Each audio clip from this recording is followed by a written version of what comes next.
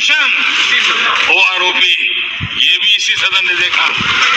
One rank one pension में officers को ज्यादा फायदा मिला और जो हमारे जवान हैं उनको कम फायदा मिला। मतलब शायद ओआरओपी ज्यादा जवान को चाहिए होता है, मतलब उसके लिए ज्यादा जरूरी है कि ओआरओपी को लेकर के वायरल हुआ है वो सरासर गलत है।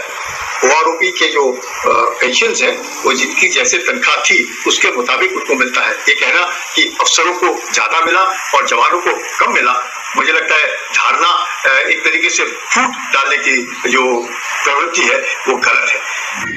इस खुशी में उनको आशीर्वाद मिला, उनको दुआएं मिली, उनको गिफ्ट मिली, उनकी पेंशन काट दी।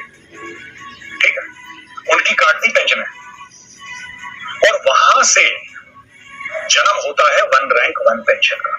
जय हिंद दोस्तों, ओआरओपी में विसंगतियों को लेकर के जो लगातार पूर्व सैनिकों के द्वारा देश भर में धरना प्रदर्शन रैलियां हो रही हैं ना, आप लोग सोच रहे होंगे कि सरकार के कानों में जूं तक नहीं रेंग रही है, विपक्ष आपके मुद्दे उठा नहीं रहा है, नेशनल मीडिया कवरेज दे नहीं रही है। तो मैं आपको बता देना चाहता हूं दोस्तों कि ओआरओपी 2024 चुनाव में बड़ा मुद्दा बनने जा रहा है और इसकी शुरुआत हो भी चुकी है। कल संसद सत्र में मोदी जी ने ओआरओपी के बारे में कुछ शब्द भी कहे, वो मैं आपको वीडियो में खैर आगे दिखाऊंगा। लेकिन उससे पहले जो मैं आपको कह रहा हूं कि ओआरओपी 2024 में चुनावी मुद्दा बनने जा रहा है, तो इसकी शुरुआत कहां से हुई है और क्या इस पर रिएक्शन आए हैं, उस पर मैं आपको कुछ वीडियोस दिखाऊंगा। उसके बाद उन पर जो है हम विश्लेषण और चर्चा करने की कोशिश करेंगे। अब देखिए दोस्तों, हालांकि मुझे पता है कि वीडियो थोड़ा लंबी जरूर हो जाएगी, लेकिन इस मुद्दे पर जो है विश्लेषण करना और चर्चा करना जो है मैं जरूरी समझता हूं और आप भी इस वीडियो को पूरा देखकर कमेंट के माध्यम से अपने विचार अंत में रख सकते हैं। पहले आप देखिए इसकी शुरुआत हुई कहां से। वन रैंक वन पेंशन में ऑफिसर्स को ज्यादा फायदा मिला और जो हमारे जवान हैं उनको कम फायदा मिला।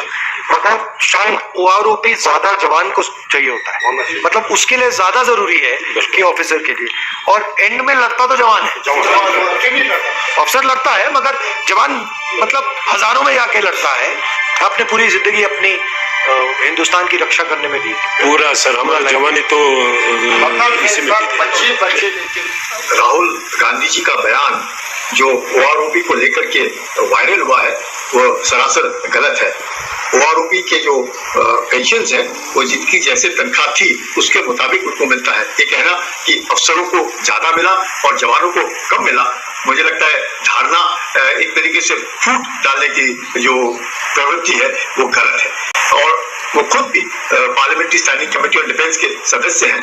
अगर उनको शक है कि क्या ओआरओपी में वाकई जवानों को कम मिला और अफसरों को ज्यादा फायदा हुआ, वो क्लैरिफाई कर सकते हैं।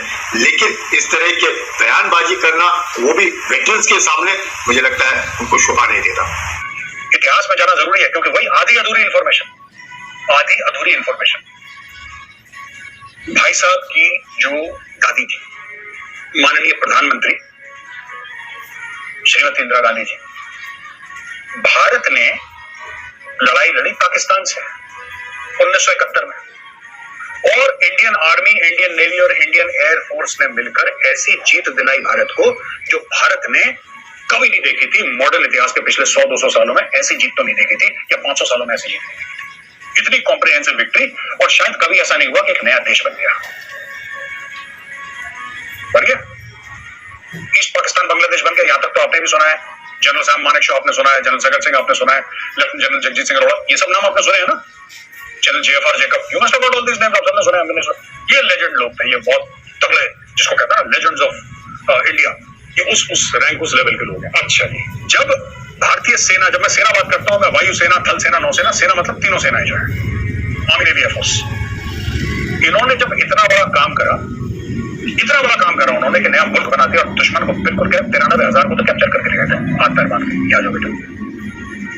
इस खुशी में उनको आशीर्वाद मिला, उनको दुआएं मिली, उनको गिफ्ट मिली, उनकी पेंशन काट दी। ठीक है, उनकी काट दी पेंशन है और वहां से जन्म होता है वन रैंक वन पेंशन का। मैं जो भी बोल रहा हूं, आप ये मत समझिएगा कि मैं कांग्रेस की भाषा बोल रहा हूं, मैं भाजपा की भाषा बोल रहा हूं, मैं किसी की भाषा नहीं बोल रहा, मुझे किसी में इंटरेस्ट नहीं है। आप इंडिविजुअली जाइए और आप चेक करिए रिकॉर्ड, ओआरओपी की जड़ कहां से है, आप जड़ ढूंढिए कि जनाब ओआरओपी की जड़ यहां से, ओआरओपी का जो मामला है ये शुरू कब से हुआ था, और आपको पता लगेगा कि मिड 70s में 74, 73, 74, 75 के आसपास ये मामला शुरू हो चुका था। ओआरओपी की बात कर रहा हूं। और ओआरओपी के शुरू होने के बाद ये सब जब मामला हुआ, मामला आगे बढ़ा, इतने सालों से किसी ने कुछ नहीं करा।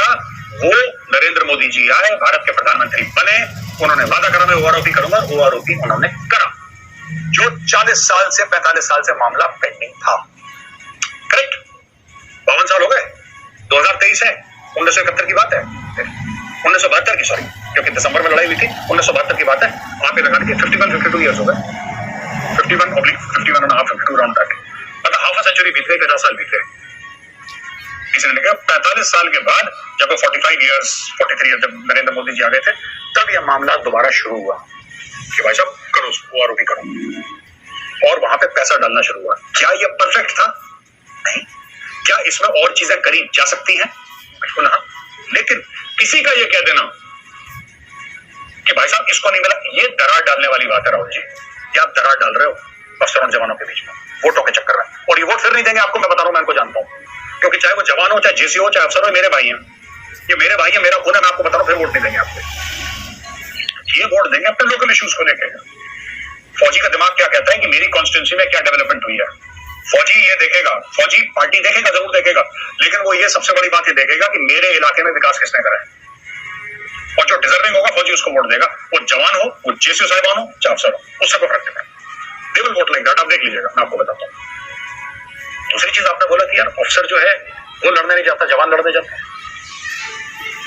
अभी तो किस्सा हुआ है, इतना बड़ा हादसा हो गया कर्नल मनप्रीत का, मेजर आशीष का, ये कौन थे? अफसर नहीं तो कौन थे? आप कहते हैं अफसर लड़ने नहीं जाते, तो इनकी जान कैसे चली गई sir?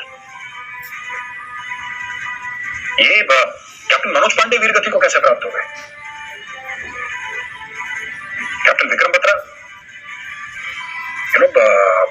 Let's talk about captain Saurabh Kalia, captain Vijay Thapar, major Padmapani Acharya, इनका एक, आप कहते हैं कि अफसर लड़ते नहीं सर, तो वीर गति को प्राप्त कैसे हुई? ये कैसे इन्होंने जान दे दी देश की?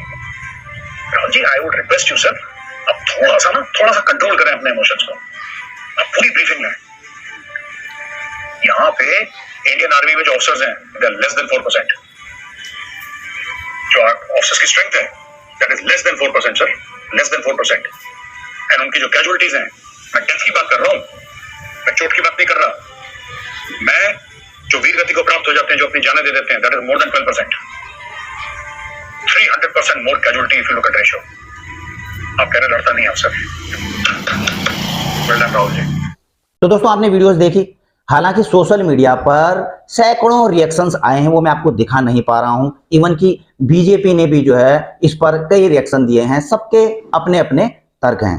अच्छा, पहले तो मेजर गौरव आर्या की बात से आपको कुछ समझ में आ भी रहा होगा कि ओआरओपी की मांग की शुरुआत कहां से हुई है। बिल्कुल दोस्तों, जैसे कि उन्होंने बताया है कि 1973 या 74, उससे पहले दोस्तों आपको पता होना चाहिए कि जेसीओ और जवानों की जो पेंशन थी वह जो है 70% मिलती थी, लेकिन उसे कट करके 50% कर दिया गया, और इसी चीज को कंपनसेट करने के लिए ओआरओपी देने की बात कही गई थी, लेकिन 40 साल तक इसे लटकाए रखा गया।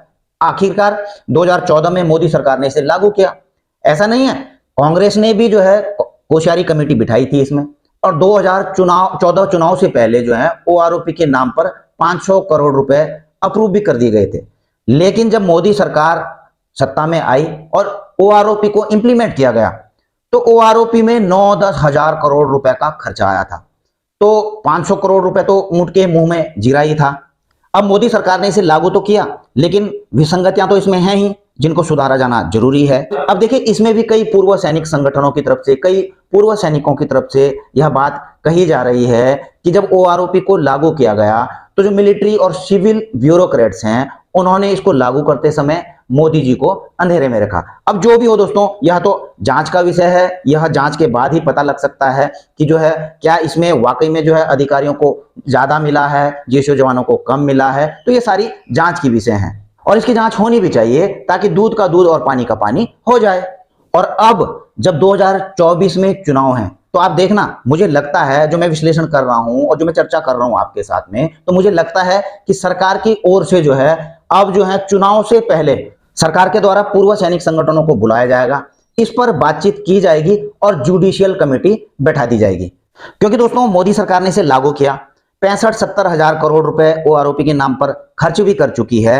अब जो है बीजेपी सरकार यह नहीं चाहेगी कि अगर जो है इसकी विसंगतियां इसमें दूर होती भी हैं, 2-4 हजार करोड़ का और खर्चा आ भी जाता है, तो बीजेपी भी 2-4 हजार करोड़ के चक्कर में पूर्व सैनिकों का वोट नहीं गंवाना चाहेगी। अब बात केवल विसंगतियों को दूर करने की और शायद 2-4 हजार करोड़ की ही होगी। तो ऐसे में विपक्षी पार्टियां भी ओआरओपी को पूरी तरीके से भुनाना चाहेगी। वो भी चाहेगी कि पूर्व सैनिकों का वोट अपनी तरफ किया जाए और इस मुद्दे को वो जरूर लेकर के आएंगे कि हम इस विसंगतियों को दूर करेंगे और जेसीओ जवानों के साथ न्याय करेंगे। तो दोस्तों ये सारी चीजें देखते हुए मुझे लगता है, जो मैं विश्लेषण कर पा रहा हूं इस वीडियो में, कि 2024 चुनाव से पहले जो है ओआरओपी पर कुछ ना कुछ कार्रवाई जरूर की जाएगी, चाहे वह जुडिशियल कमेटी ही क्यों ना बिठाई जाए।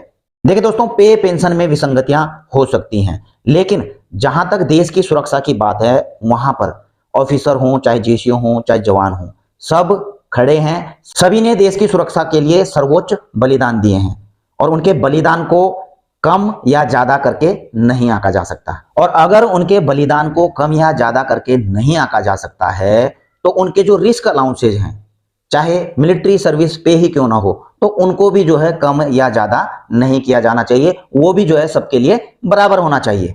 बाकी दोस्तों आगे देखते हैं होता है क्या। 2024 चुनाव से पहले हमें क्या क्या चीजें देखने को मिलती हैं वह तो आप सभी लोगों के सामने आ ही जाएगा। बाकी जो कल संसद के स्पेशल सेशन में पीएम मोदी जी ने थोड़ा बहुत जो है ओआरओपी के बारे में कहा था, उसका वीडियो भी दिखाते हुए चलता हूं। इसी के साथ में अपनी वीडियो भी यहीं पर समाप्त करता हूं। जल्द मिलेंगे नई वीडियो में नई जानकारी के साथ। जय हिंद, वंदे मातरम। आप देखिए यह वीडियो। सबका साथ सबका विकास का मंत्र, अनेक ऐतिहासिक निर्णय, दशकों से लंबित विषय, उनका स्थायी समाधान भी इसी सदन में हुआ।